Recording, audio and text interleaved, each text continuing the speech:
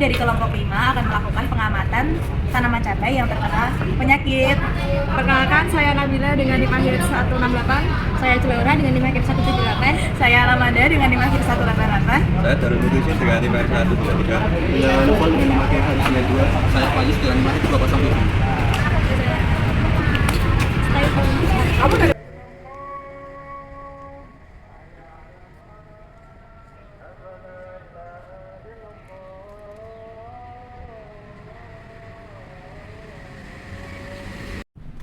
Pengamatan yang kita lakukan yaitu berada pada kebun di salah satu tempat di Widong Martani.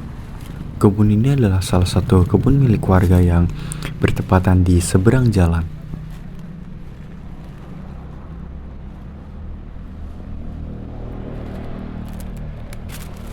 Jadi kali ini kita berada di lahan cabai.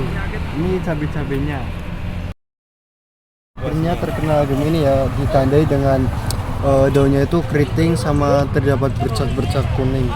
Nah kalau yang ini antrak rusa di mana buahnya itu dia busuk.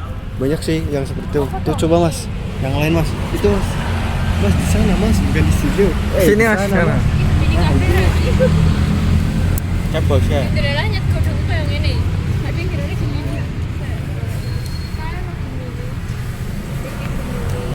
Penyakit pertama yaitu ada antraknosa.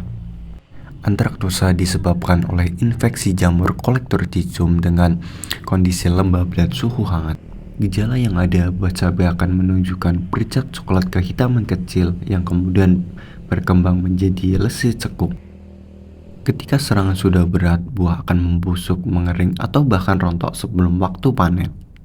Dan inilah adalah beberapa tanaman cabai yang sudah membusuk akibat antraknosa itu sendiri.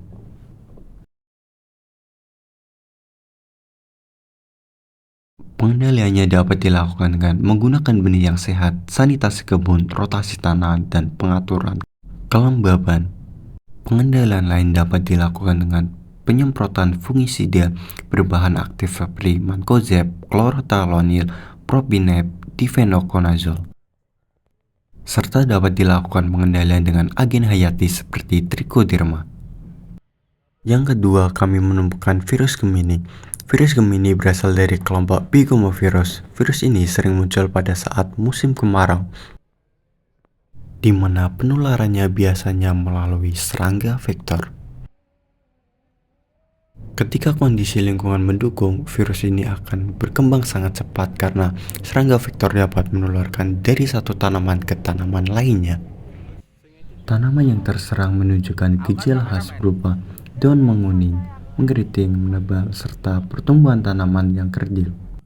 Pola mozaik kekuningan yang muncul pada permukaan daun ini dapat menurunkan produksi buah di mana bunga akan mudah gugur serta pembentukan buah terganggu.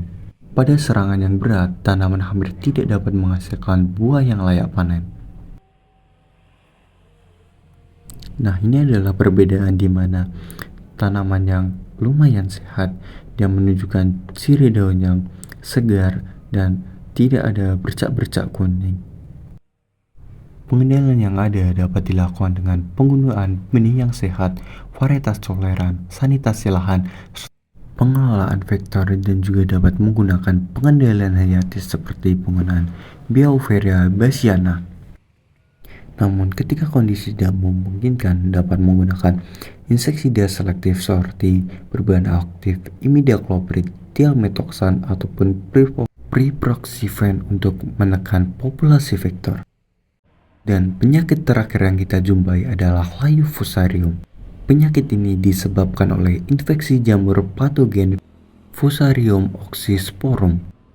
Tanaman yang terserang akan menunjukkan gejala layu pada siang hari, namun akan tampak segar ketika pagi atau sore hari. Hal ini menurunkan fotosintesis yang dilakukan tanaman. Pengendalian fusarium dapat dilakukan dengan memberikan perlakuan trichoderma, mengurangi penggunaan pupuk berkadar N tinggi, dan melakukan pergirilan tanaman di mana jamur ini berkembang pada lahan pertanian sehingga siklus hidupnya dapat dipotong. Berdasarkan hasil pengamatan, kami dapat menghitung intensitas serangan pada lahan tersebut, di mana pada lahan tersebut terdapat 12 bedengan. Masing-masing bedengan kira-kira terdapat 200 tanaman dengan sampel yang kami amati yaitu 10 tanaman per bedengan.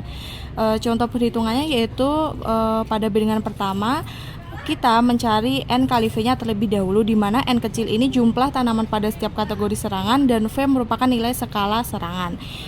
Pada bedengan 1 kami peroleh intensitas atau kategori serangan 0 itu tidak terdapat tanaman yang terserang, dan pada kategori serangan pertama itu terdapat 5 tanaman, kategori serangan kedua terdapat 2 tanaman, kategori serangan ketiga terdapat 2 tanaman, dan kategori serangan keempat terdapat 1 tanaman. Kemudian kita kalikan dan jumlahkan seluruh masing-masing kategori yang didapatkan dengan jumlah 19. Selanjutnya kita dapat menghitung intensitas serangan dengan rumus seperti ini, dan di mana N kali V-nya kita peroleh 19, 4 itu yaitu kategori serangan tertinggi, 10 merupakan banyak tanaman yang diamati, dikali dengan 100%. Kita dapatkan hasil pada bedengan 1 itu 47,5%. Selanjutnya kita dapat melakukan perhitungan seperti tadi pada masing-masing bedengan hingga pada bedengan ke-12. Cara perhitungan yang sama hingga ke bedengan 12, yaitu yang terakhir pada bedengan 12 kami peroleh intensitas serangan mencapai 70%.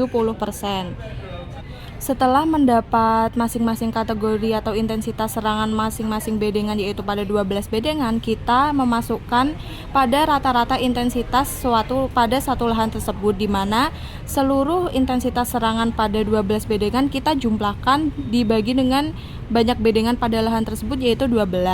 Maka kita dapatkan hasil dari perhitungan tersebut yaitu kategori intensitas serangan pada lahan tersebut sebesar 57,3. Intensitas serangan dengan jumlah 57,3% termasuk kategori serangan berat, sehingga perlu dilakukan pengendalian secara cepat dan terpadu. Oke, terima kasih sudah menonton. Nantikan episode selanjutnya. Bye-bye.